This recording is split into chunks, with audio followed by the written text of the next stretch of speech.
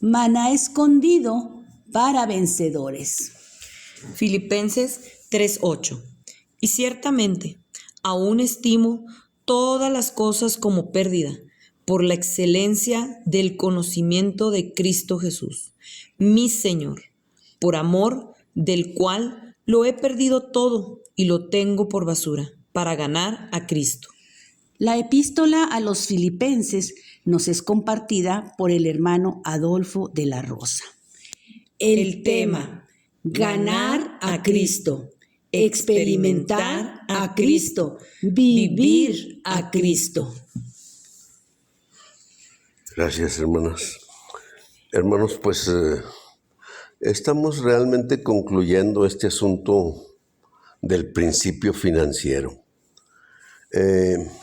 Quisiéramos mencionar algunos puntos prácticos en el sentido de, pues, ¿cómo le diré? Pues digo yo, aclarar algunas cosas. Mire, por ejemplo, una vez que vino en el Nuevo Testamento el día de Pentecostés, pues 3,000 recibieron al Señor, ¿ve? Eso fue capítulo 2 del libro de los Hechos. Pero para el final de capítulo 4, ¿ve? Capítulo 5 en realidad también lo incluye.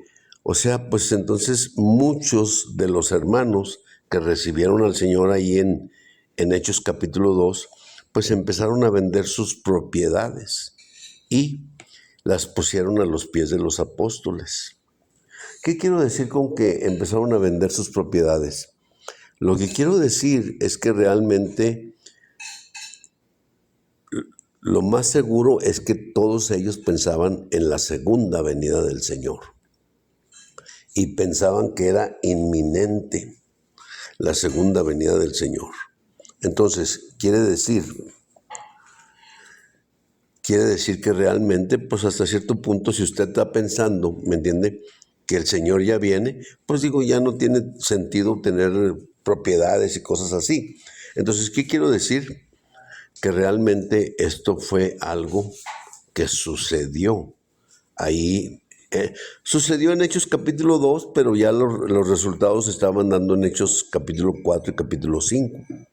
Entonces, después más adelante, pues el Señor no regresó tan pronto, ¿ve? Todavía ahorita ya pasaron 2,000 años y todavía estamos esperando al Señor. Entonces, ¿qué quiero decir, hermanos? Quiero decir que, pues digo, hay muchos asuntos, ¿verdad? Sí estamos esperando al Señor también, digo, porque no podemos estar sin esa esperanza en realidad. Pero entonces, en primera y en segunda de Corintios se habla de una colecta para los santos necesitados en Jerusalén. Es decir, eso de vender las propiedades finalmente, pues vino a caer en una gran necesidad para muchos hermanos. Entonces, pues ya finalmente con el tiempo, ¿me entiende?, hubo muchos detalles. Entonces empezaron a hacer colectas en todas las áreas donde Pablo y sus colaboradores andaban. Quiero decir que después, llevaban las ofrendas para los santos necesitados en Jerusalén. Entonces yo digo, a veces como en realidad ya el asunto del diezmo no se toca de una manera así clara en el Nuevo Testamento, ¿me explico? Pero yo quise sentar las bases con Génesis capítulo 14, versos 18, 19 y 20, como Abraham, ¿me explico? O sea, da el diezmo de todo a Melquisedec, rey de Salem y sacerdote del Dios Altísimo. Y eso, cuando usted ve, por ejemplo, esa situación, por ejemplo, de cómo Melquisedec suple con pan y vino a Abraham, Pues eso en realidad, o sea, está tipificando la muerte de Cristo, ¿ve? Y luego después, digo, fíjese, si usted junta realmente Génesis capítulo 14, versículos 18, 19 y 20, y los junta con Génesis capítulo 15, versículos 5 y 6, usted va a tener un cuadro completo ahí. Es decir, el inicio de la vida de iglesia, basado, ¿me entiende?, en Cristo siendo ofrecido como la ofrenda que propicia. Es decir, la ofrenda que hace el Señor Jesucristo para perdón de nuestros pecados. Luego, después de eso, ¿me explico? O sea, el Señor muere como nuestro Redentor. Entonces eso quiere decir que el Señor paga un precio por usted y por mí. ¿Cuál es ese precio? Es su sangre preciosa. O sea, el alma que pecare, esa morirá. Pero también la Biblia dice, sin derramamiento de sangre no hay perdón de pecados. O sea, eso implicaba que otra persona muriera por mí y por usted. ¿Sí me explico? Y ese fue el Señor Jesucristo. Cuando el Señor Jesucristo nos redime, quiere decir que Él paga un precio por usted y por mí. Y ese precio que Él paga es realmente su vida, ¿ve?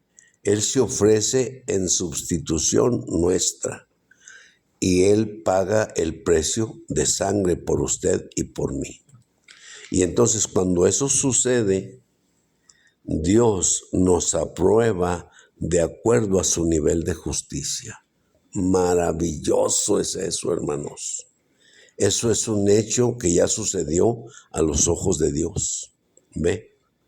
Entonces, lo quiero decir porque en realidad cuando usted junta Génesis 14, versos 18, 19 y 20, lo junta con Génesis 15, versos 5 y 6, entonces usted tiene, por un lado, ¿me entiende? O sea, el pan y el vino, o sea, la muerte de Jesús. Pero por otro lado, ¿me explico?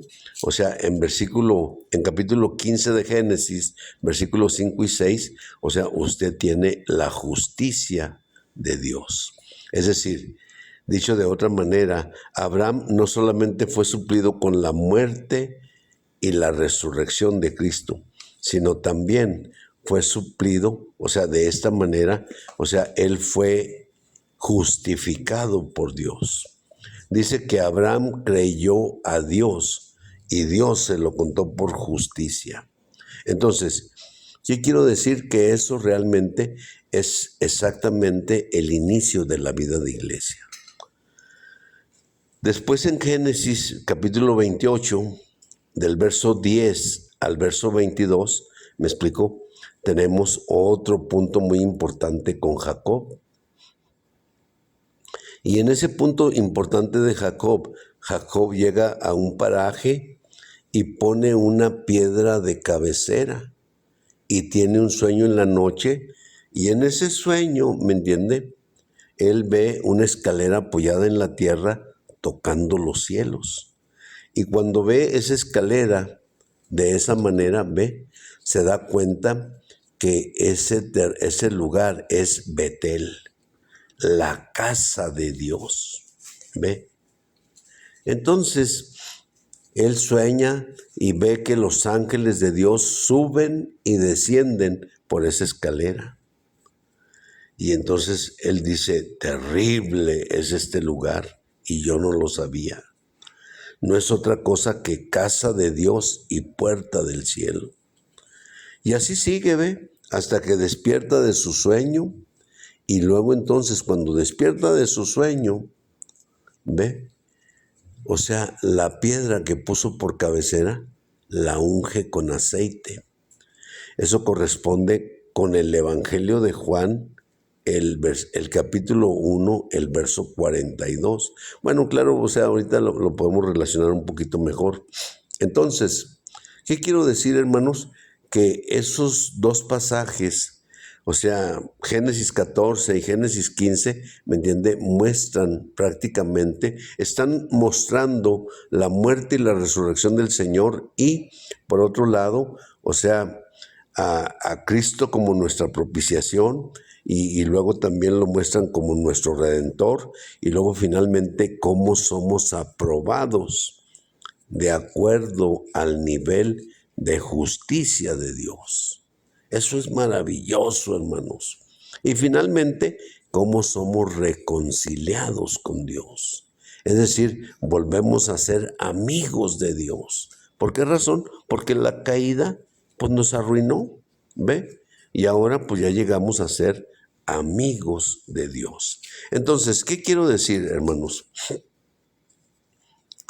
Esto trae el inicio y el final de la vida de iglesia, donde somos edificados como piedras vivas para la edificación de la casa de Dios, es decir, Betel, donde está la escalera apoyada en tierra y suben y descienden los ángeles de Dios sobre ella.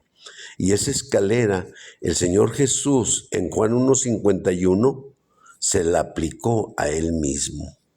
Realmente usted tiene que relacionar de nuevo, o sea, Juan capítulo 1, versículo 1, versículo 14, versículo 29, versículo 32, versículo 42 y finalmente el versículo 51.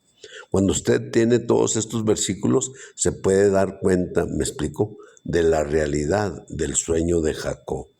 Entonces, ¿qué queremos decir, hermanos?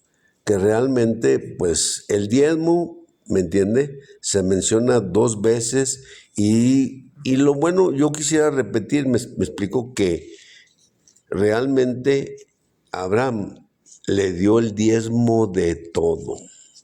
O sea, dicho de otra manera, si alguna persona dice, no, es que ya no hay necesidad de dar diezmo, ¿por qué? Porque en aquel entonces, o sea, era un diezmo de lo que se cosechaba. Sí, yo quiero hacer hincapié en la palabra que Abraham le dio el diezmo de todo. Y eso implicaba personas, implicaba todos los, pues digo, todos los bienes que tenían esas personas, ¿me entiende? Digo, si usted quiere decir calzado, si usted quiere decir vestido, si usted quiere decir, vamos a decir, su cubierta de guerra, ¿verdad?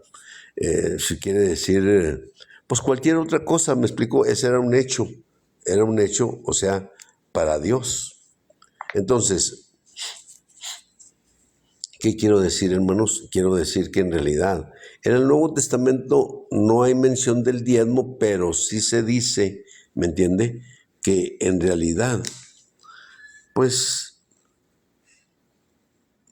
era una colecta para los santos necesitados.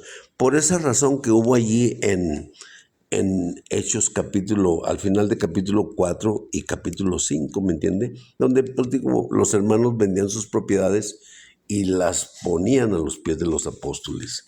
Entonces, ok, yo finalmente, hermanos, pues mire, quisiera decirle este punto. Pablo dice en 2 de Corintios capítulo 9, ¿me entiende? O sea, versos 6 y 7. Dice, pero considerad esto, el que siembra escasamente, también segará escasamente. Y el que siembra con bendiciones también segará. Escúchelo de nuevo. Pero considerad esto, el que siembra escasamente, también segará escasamente. Y el que siembra con bendiciones también segará. Verso 7. Cada uno dé como propuso en su corazón. Escúchelo de nuevo. Cada uno dé como propuso en su corazón. Fíjese lo que dice, no con tristeza, ni por necesidad. Quiero enfatizarlo de nuevo. Cada uno dé como propuso en su corazón.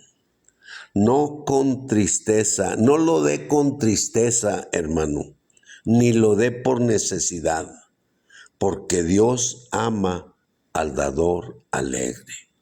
Eso es muy importante, hermanos.